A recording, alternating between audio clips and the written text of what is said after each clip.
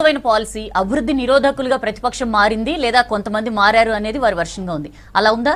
జనాల్లో ఎలాంటి కన్సర్న్ లేకుండా మీరు దీన్ని టేకప్ చేస్తున్నారా? ఇప్పుడు ఒకటేంటంటే ప్రజల లోపల వచ్చిన అనుమానాలను, ప్రజల్లో ఉన్న భయాందోళనను క్లియర్ చేయడానికి మాత్రమే రాహుల్ గాంధీ గారు పూర్తి ఫీడ్బ్యాక్ తీసుకున్న తర్వాత నేను చెప్తున్నా మీకు ఏంటంటే 66 రూపాయల అగ్రిమెంట్ మీద కూడా చాలా లోపభూయిష్టమైనటువంటి ఆరోపణలు ఉన్నాయి. రెండో అంశం మీకు మీరన్న మాట 100% కరెక్ట్. ఈవెన్ ప్రమోట్ చేయండి, ఇంకొక ఆప్షన్ కూడా ఇవ్వండి. 100% పెట్రోల్ కొనుక్కోవడానికి కూడా మీరు అలో చేస్తూ ఈవెన్ ప్రమోట్ చేయండి. అప్పుడు వాళ్ళు ఏంటంటే కంపారిటివ్లీ కొనుక్కునేటువంటి కన్జ్యూమర్కు ఆప్షన్ ఉండాలి. ఆప్షన్ లేకుండా తీసే హక్కు మీకు ఎక్కడదండి? 100 కంపల్సరీ తీసుకోవాలి. కంపల్సరీ నోట్బందీ, compulsory lockdown, compulsory EV petrol, ప్రతిదీ మీరు తీసుకొచ్చి అక్కడికి మేము పెట్టినా మీరు చేయాలి. మీరు అదే నాకు పడతలేదే, ఒక ఫుడ్ ఒకటి తింటే పడుతుంది, ఇంకోటి పడదు, మేము పెట్టినాం తినాలి, ఇది ఆరోగ్యం, ఇంకోటి పడదు, ఒకటికి మంచి ఇంకోటి పడదు, దేశం కోసం కంపల్సరీ మీరు చేయాలి.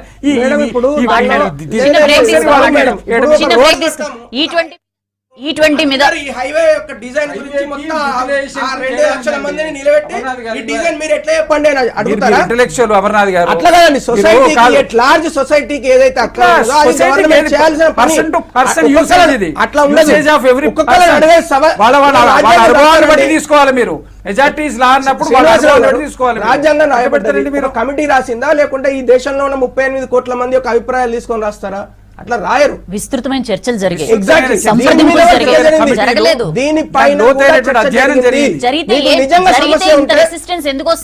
నిజంగా సమస్య ఉంటే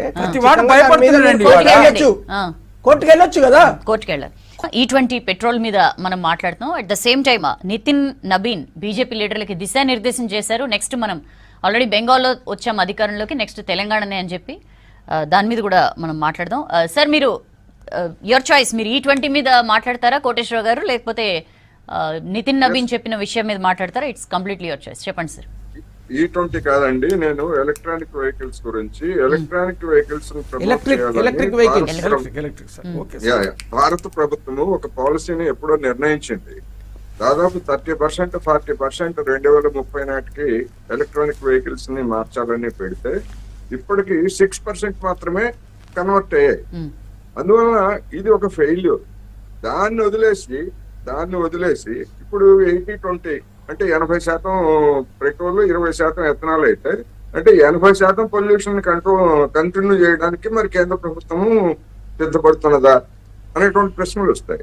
అందుకని ఈవీ పాలసీ అనేటువంటి దాన్ని ధరలు తగ్గిస్తే, పన్నులు తగ్గిస్తే ఈ పాటికి అది నెరవేరు ఉండేది. దాంతో పెట్రోల్, డీజిల్ ఈ దిగుమతితో పాటు ఈ పొల్యూషన్ కూడా తగ్గి ఉండేది. కానీ అది మర్చిపోయి దాని గురించి అసలు ఎక్కడ ప్రస్తావించకుండా ఈ20 పేరుతోటి కథ నడిపిస్తున్నారు అనేది నేను ఈ సందర్భంగా చెప్తాను. Right sir. Sir BJP Bengal తర్వాత తెలంగాణ టార్గెట్ గా పనిచేయబోతోంది. ఏం చెప్తారు? తెలంగాణలో ఆ స్కోప్ ఉందా? తెలంగాణలో ప్రధాన పోటీ మా మధ్య అని చెప్పి ప్రతి 2 పార్టీలు అంటూ ఉంటాయి. ఇక్కడ పొత్తులు ఉండవని చెప్పి కూడా రామచంద్రరావు అన్నారు. ఎంత ఇక్కడ డబుల్ ఇంజిన్ సర్కార్ ఏర్పాటు చేస్తామని చెప్తున్నారు, ఆ ఛాన్సెస్ ఎంతవరకు కనిపిస్తున్నాయి? సౌజన్య గారు, బెంగాల్లో ఉన్నటువంటి పరిస్థితికి తెలంగాణలో ఉన్నటువంటి పరిస్థితికి చాలా మౌలికమైనటువంటి తేడాలు ఉన్నాయి.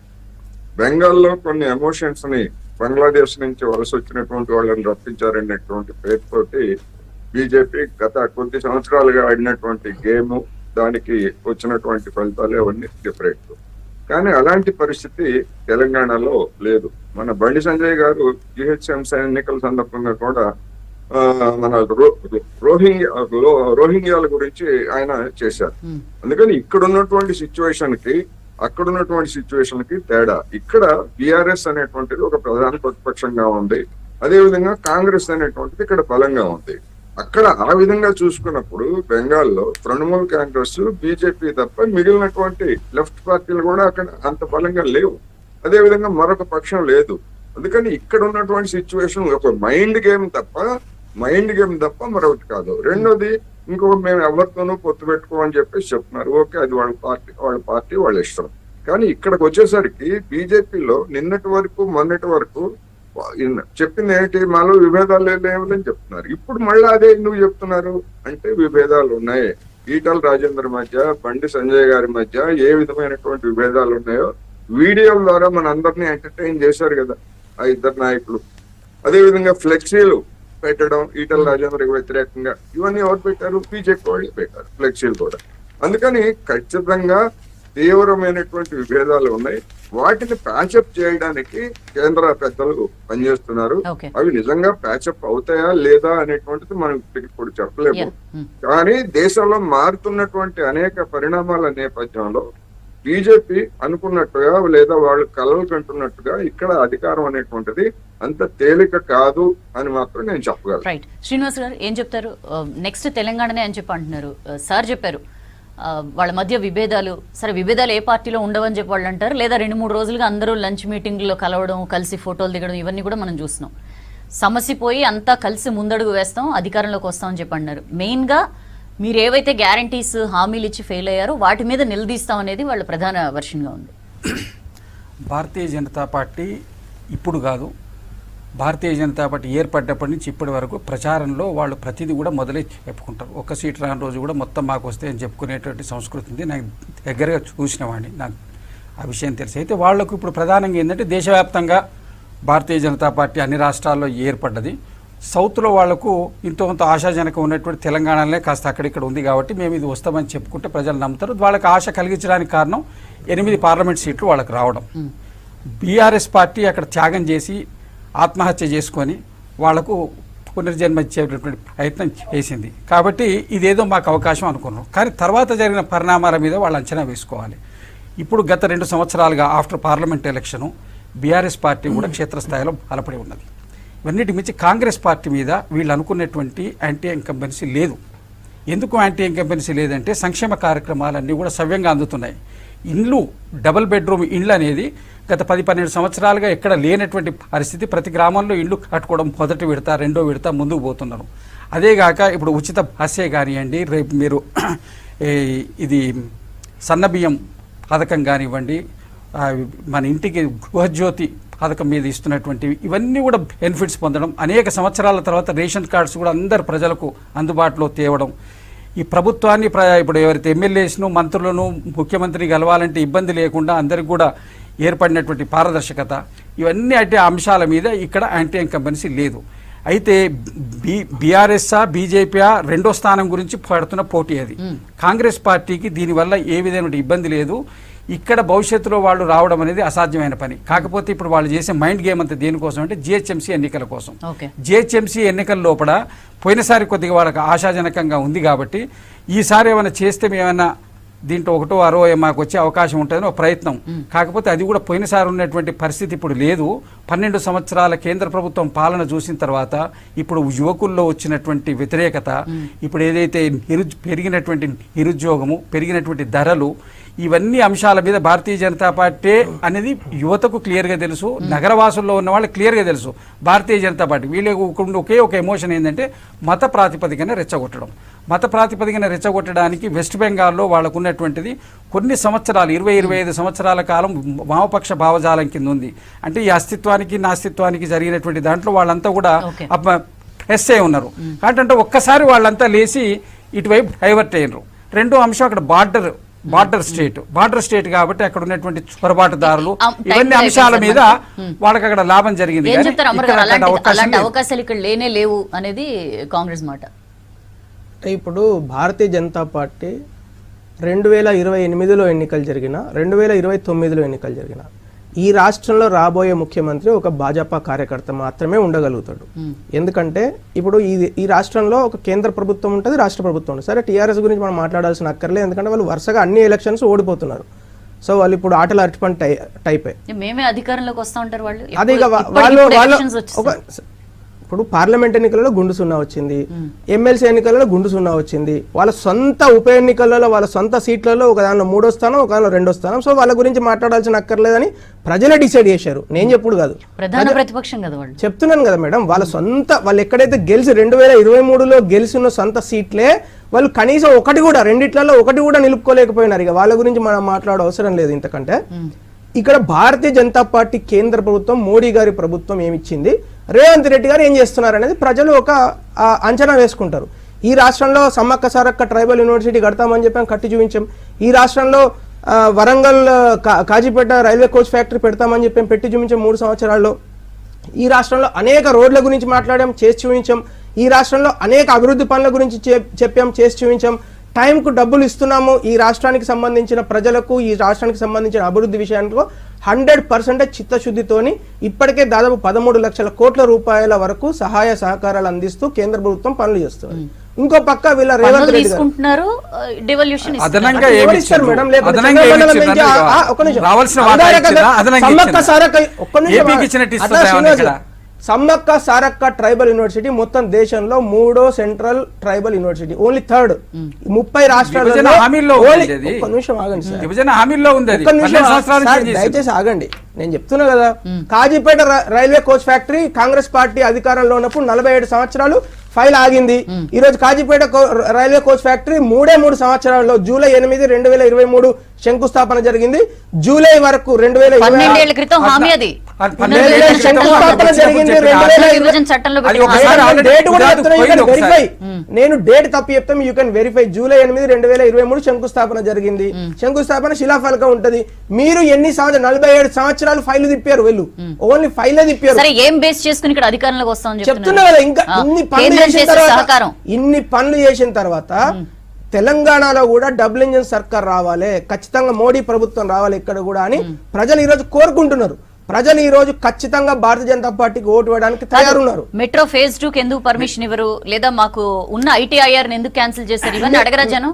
మీరు అడిగారు కదా, ఇప్పుడు నన్ను చెప్పనియండి దయచేసి. మెట్రో ఫేజ్ చెప్పండి. నేను 30 సెకండ్లలో చెప్తా. మెట్రో ఫేజ్ 2 విషయంలో అత్యంత ఘోరంగా దారుణంగా ఫెయిల్ అయిన పట్టణాభివృద్ధి శాఖ మంత్రి అంతకుముందు కేటీఆర్, ఇప్పుడు రేవంత్ రెడ్డి గారు. ఎందుకంటే కనీసం ఫేజ్ 1 కు సంబంధించి JBS నుంచి ఫలక్నామా వరకు ఉంటే ఎక్కడైతే MGBS ఆగిపోయిందో అక్కడి నుంచి 8 సంవత్సరాలుగా 1 ఇంచు కూడా కదలలేకపోయినారు వీళ్ళు. వీళ్ళు మాట్లాడుతున్నారు మేడం, సిగ్గుండాలి కదా ఈ రాష్ట్ర SBI క్యాప్స్ చూస్తుంది. ఈ రాష్ట్ర ముఖ్యమంత్రి సిగ్గుంటే ఒక కమిటీని వేద్దామని డిసైడ్ చేశాక జయేష్ రంజన్ వేశారు. కమిటీలో జయేష్ రంజన్ నామినేట్ చేశారు. కేంద్రం నుంచి ఎవరు? కేంద్రం నుంచి ఎందుకు వేయలేదు? నేను చెప్పేది వినండి. జూన్ 14వ తారీఖు ఈ రాష్ట్ర ముఖ్యమంత్రి ఒక లెటర్ రాసిండు. ఆ లెటర్ లో ఏం రాశాడు? డ్యూ డిలిజెన్స్ అయిపోయింది, DPR అయిపోయింది, మొత్తం ఎవ్రీథింగ్ ఈస్ డన్. నేను 184 కోట్ల రూపాయలు అదేదో సంస్థకి ఇచ్చిన IDBI అండ్ DMRL కు, అట్లాగే 84 కోట్ల రూపాయలు ఇంకొక కమిషన్ కి ఇచ్చిన.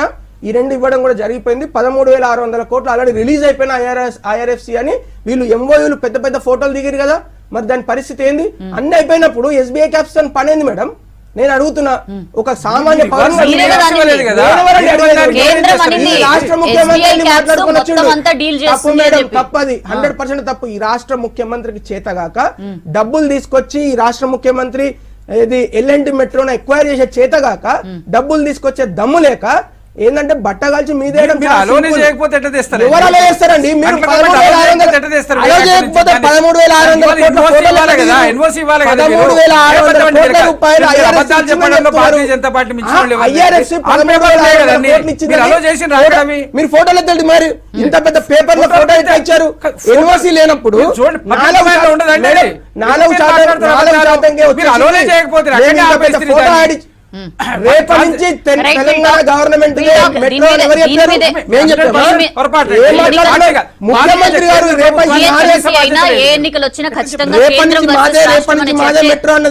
ముఖ్యమంత్రి గారు ప్రధాన పత్రికలో వచ్చిన వార్తా విశేషాలు చూద్దాం. ఫస్ట్ వెలుగు చూద్దాం. వెలుగులో పన్ను లీకేజ్లకు ఏఐతో చెక్, కీలక శాఖల మధ్య సమన్వయం అవసరం అంటూ మనం మాస్టర్ హెడ్ పక్కన వార్త చూడొచ్చు. ప్రముఖ ఆర్థికవేత్త అరవింద్ సుబ్రహ్మణ్యన్ వెల్లడించారు. ఆయన సీఎం రేవంత్ రెడ్డితో భేటీ అయ్యారు. MCR HRDలో భేటీలో GST, ఎక్సైజ్ శాఖ సంస్కరణలు, మోడర్న్ టెక్నాలజీ వినియోగంపై వీరి మధ్య చర్చ జరిగినట్లుగా ఈ వార్తలో ఉంది. పన్ను వసూళ్ల వ్యవస్థ బలోపేతానికి డేటా బ్యాంక్ తప్పనిసరని సీఎం రేవంత్ రెడ్డి అన్నారు. ప్రతిపాదించిన సంస్కరణలను వెంటనే అమలు చేయాలని అధికారులకు ఆదేశాలు జారీ చేశారు. దాని గురించిన వార్త.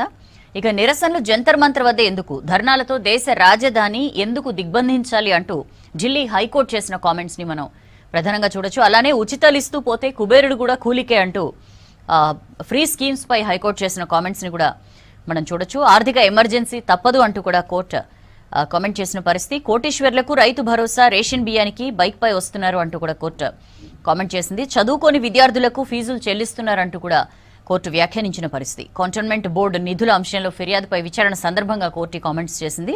ముఖ్య కార్యదర్శి సందీప్ కుమార్ సుల్తానియా వారెంట్ జారీతో కోర్టుకు హాజరయ్యారిన ఆర్థిక శాఖ ముఖ్య కార్యదర్శి.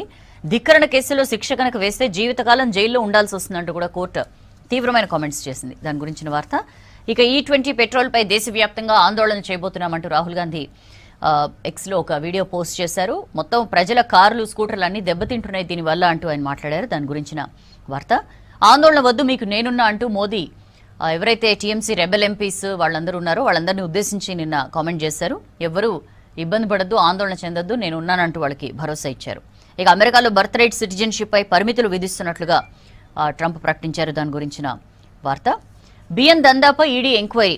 సర్కారుకు 6,000 కోట్లకు పైగా ఎగ్గొట్టిన మిల్లర్స్ అంటూ ప్రధానమైన వార్త చూడొచ్చు. ఆ సొమ్ముతో రియల్ ఎస్టేట్ సహా ఇతర సంస్థల్లో పెట్టుబడులు పెట్టినట్లుగా ఈ వార్తలో ఉంది. కుటుంబ సభ్యులు బినామీల పేరిట భారీగా ఆస్తిపాస్తులు కొనుగోలు చేశారు. సూర్యాపేట జిల్లాలో ఏకంగా సినిమా తీశారు మిల్లర్ అంటే మనం పరిస్థితిని అర్థం చేసుకోవచ్చు.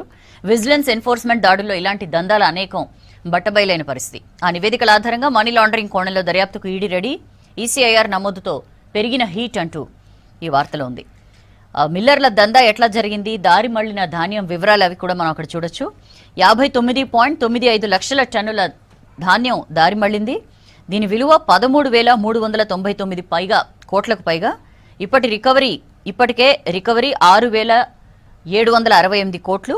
ఇంకా ప్రభుత్వానికి 6,630 కోట్లకు పైగా రావాలి. తాజా విజిలెన్స్ దాడుల్లో గుర్తించిన అక్రమాలు సుమారు 750 కోట్లు అంటూ ఈ వార్తలో ఉంది. ఇక గిగ్ వర్కర్స్ తో ప్రభుత్వ చర్చలు సఫలమయ్యాయి. ఇవాళ నుంచి ఏదైతే గిగ్ వర్కర్స్ సమ్మె తలపెట్టారో దాన్ని విరమిస్తున్నట్లుగా ప్రకటించారు. సమస్యలు డిమాండ్ల పరిష్కారానికి మంత్రి వివేక్ హామీ ఇచ్చారు. వీరి సంక్షేమానికి ప్రభుత్వం కట్టుబడి ఉంది అంటూ కూడా స్పష్టీకరించారు. సంక్షేమ చట్టం అమలుకు త్వరలో గైడ్లైన్స్ ఇస్తామని కూడా ఆయన వెల్లడించారు. దాని గురించిన వార్త. ఇక 10న సాగర్లో వరుణ యాగం. మహాక్రతువుకు యాదగిరిగుట్ట ఆలయ అర్చకుల ముహూర్తం అంటూ మరో వార్త చూడొచ్చు. మంత్రి ఉత్తమ్ నేతృత్వంలో ఈ వరుణ యాగం నిర్వహించబోతోంది ప్రభుత్వం. దీనికి సీఎం రేవంత్ రెడ్డి హాజరు కాబోతున్నారు. ఇక క్యూర్ పరిధిలో 703 చెరువులు బాగు చేద్దాం. హైడ్రా, ఇరిగేషన్, పీసీబీ, జలమండలి, మూసీ, హెచ్ఎండిఏ, గ్రేటర్ కార్పొరేషన్ కమిషనర్లతో భేటీ. డిపిఆర్ బాధ్యతలు ప్రైవేట్ ఏజెన్సీకి. వరద ముప్పు తగ్గించడం, భూగర్భ జలాలు పెంచడమే లక్ష్యం అంటూ ఈ వార్తలో ఉంది. ఇక వాట్సాప్ గ్రూపుల్లో నీట్ పేపర్ లీక్ పై విచారణ సందర్భంగా బయటపడుతున్న విషయాలు ఇవి. మొత్తం ఛార్జ్షీట్లో 94 పేజీల ఛార్జ్షీట్ దాఖలు చేసింది. దానిలో సంచలన విషయాలు నమోదయ్యాయి. ఎన్టీఏ నిపుణుల ద్వారానే వాట్సాప్ గ్రూపుల్లో నీట్ పేపర్ లీక్ అయినట్లుగా గుర్తించారు. 13 మంది నిందితులతో సిబిఐ ఛార్జ్షీట్ దాఖలు చేసింది. ప్రత్యేక కోచింగ్ పేరుతో భారీగా నగదు వసూలు చేసినట్లుగా ఇందులో వెల్లడించింది. దాని గురించిన వార్త. ఇక ప్రైవేట్ బడులు లెక్కలు ఇవ్వట్లే, ఆడిట్ రిపోర్ట్లను దాచిపెడుతున్న మేనేజ్మెంట్లు అంటూ మరో వార్త చూడొచ్చు. రాష్ట్రంలోని 13,245 స్కూళ్లలో లెక్కలిచ్చింది ఓన్లీ 16 మాత్రమేనట. ఫీజుల దందాను దాచేందుకే ఆడిట్ రిపోర్టులకు వెనుకంజ వేస్తున్న పరిస్థితి. లెక్కలివ్వని స్కూళ్లకు షోకాజ్ నోటీసులు ఇవ్వాలని విద్యాశాఖ నిర్ణయం తీసుకుంది. దాని గురించిన వార్త. ఇక థాయిలాండ్ స్కూల్లో విద్యార్థి కాల్పులు, 5 టీచర్ల మృతి అంటూ మరో వార్త చూడొచ్చు. అండ్ మా ఆయన్ని చంపే, ఇంట్లో వద్దు, యాక్సిడెంట్ చేసే అంటూ మొబైల్లో ప్రియుడికి భార్య మెసేజ్లు. ఖమ్మంలో వెలుగు చూసిన ఘటన. స్క్రీన్ షాట్లతో సహా పోలీసులకి భర్త ఫిర్యాదు చేయడంతో ఈ విషయం వెలుగులోకి వచ్చింది. 0 ఎఫ్ఐఆర్ నమోదు చేశారు. దాని గురించిన వార్త. ఒకే ఉద్యోగి 2 చోట్ల జీతాలు, 40 మంది అక్రమార్కుల గుట్టు రట్టు అంటూ మరో వార్త మనం లోపల పేజీల్లో చూడొచ్చు. ఐఎఫ్ఎంఐఎస్ పోర్టల్లో అక్రమాలు బయటపడ్డాయి. పోలీస్ శాఖలోనే అత్యధికంగా 17 మందికి డబుల్ శాలరీలు అందుతున్న పరిస్థితి. రికవరీ చేసి క్రిమినల్ కేసులు నమోదు చేయాలని ఆదేశాలు. సత్వరమే చర్యల నివేదిక సమర్పించాలని సర్క్యులర్ జారీ అంటూ ఈ వార్తలో ఉంది. ఇక ఈనాడు చూద్దాం. ఈనాడులో ఖజానా వృద్ధికి ఏఐ, అత్యాధునిక సాంకేతికతతో జీఎస్టీ లోపాలకు చెక్ అంటూ అరవింద్ సుబ్రహ్మణ్యంతో భేటీ సందర్భంగా సీఎం రేవంత్ రెడ్డి చేసిన కామెంట్స్ ని చూడొచ్చు మనం అక్కడ. ఆందోళన వద్దు, మీతో నేనున్నా అంటూ ఎంపీలకు పీఎం భరోసా ఇచ్చారు. దాని గురించిన వార్త. 95 టీపీఎస్లు, 928 కోట్లు. తెలంగాణ పబ్లిక్ స్కూల్స్ కి సంబంధించి అంచనాలు రూపొందించింది విద్యాశాఖ. ఏఐఐబి నుంచి 650 కోట్ల రుణం తీసుకోబోతున్నారు. ఈ వ్యయంలో పరిపాలన అనుమతుల తర్వాత టెండర్ల ప్రక్రియ స్టార్ట్ కాబోతోంది. దాని గురించిన వార్త. తెలంగాణలో బీజేపీ అధికారంలోకి రావాల్సిందే, విభేదాలు పక్కన పెట్టి పనిచేయండి అంటూ బీజేపీ జాతీయ అధ్యక్షులు నితిన్ నబీన్ ఆ పార్టీ నాయకత్వానికి దిశానిర్దేశం చేశారు. ఎవ్వరితో రాష్ట్రంలో పొత్తులు ఉండవంటూ ఆ party state chief Ramachandra Rao clarity ఇచ్చారు. దాని గురించిన వార్త. నేరుగా ఇంటికి వెళ్లొద్దు, ఇష్టారీతిన మాట్లాడొద్దు, సామాజిక మాధ్యమాల్లోనూ వేధించొద్దు, రుణ వసూలు సంస్థల దౌర్జన్యాల అడ్డుకట్టకు ఆర్బీఐ తీసుకుంటున్న చర్యల గురించిన వార్త. ఇవి కొత్త మార్గదర్శకాలు జారీ చేసింది. దాని గురించిన వార్త. మరో 5 లక్షల మందికి 500 గ్యాస్, మహాలక్ష్మి ఎల్పీజీ పథకం విస్తరణకు సన్నాహాలు అంటూ ఈ వార్తలో ఉంది. ఆర్థిక శాఖ ఆమోదం తెలపడమే తరువాయి అర్హుల జాబితా ఆల్రెడీ పౌర సరఫరాల శాఖ పంపించింది. ఇలాగైతే కుబేరుడు కూలికి వెళ్తాడు, కోటీశ్వర్లు కూడా రైతు బంధు ఇస్తారా అంటూ హైకోర్టు చేసిన కామెంట్స్ ని మనం అందులో చూడొచ్చు. ఆంధ్రజ్యోతి చూద్దాం. రాబడి పెరగాలి, వ్యాపారం సాగాలి, అన్ని శాఖల సమన్వయంతో జీఎస్టీ పెంచాలి అంటూ సీఎం చేసిన కామెంట్స్ ని చూడొచ్చు. అలాగే మొండి బ్యాక్టీరియాపై పోరుకు ఏఐ సాయంతో కొత్త వైరస్ల సృష్టి అంటూ మరొక వార్త. కోటీశ్వర్లకు రైతు బంధు ఎందుకు అంటూ హైకోర్టు చేసిన కామెంట్స్. ఒకే ఆధార్, 2 పేర్లు, 2 జీతాలు, వేరువేరు శాఖల్లో ఉద్యోగులుగా లక్షల్లో జీతాలు అందుకుంటున్న కొందరు అంటూ ఆ వార్త చూడొచ్చు. ప్రతి ఠాణాలో సైబర్ వారియర్లు, cyber security bureau DG Shikha Goyal చెప్పారు. డిజిటల్ అరెస్ట్ నేరాలు తగ్గుతున్నాయంటూ మాట్లాడారు. దాని గురించిన వార్త. బెంగాల్ దక్కింది, తెలంగాణే దక్కాలి, అధికారమే లక్ష్యంగా బీజేపీ రూట్ మ్యాప్ అంటూ మరో వార్త చూడొచ్చు. మూసీ ప్రాజెక్టుకు లైన్ క్లియర్, ఫస్ట్ ఫేజ్ కి పర్యావరణ అనుమతులు మంజూరైనట్లుగా మరొక వార్త. రఫేల్ తయారీ భారత్లోనే 114 రఫేల్స్ లో 94 జెట్లు స్థానికంగా ఉత్పత్తి చేయబోతున్నట్లుగా మరో వార్త చూడొచ్చు. బాహ్య విలయ రహదారి, ఔటర్ పై ఇష్టానుసారంగా వాహనాలు నడుస్తున్నాయి, దాని గురించిన వార్త.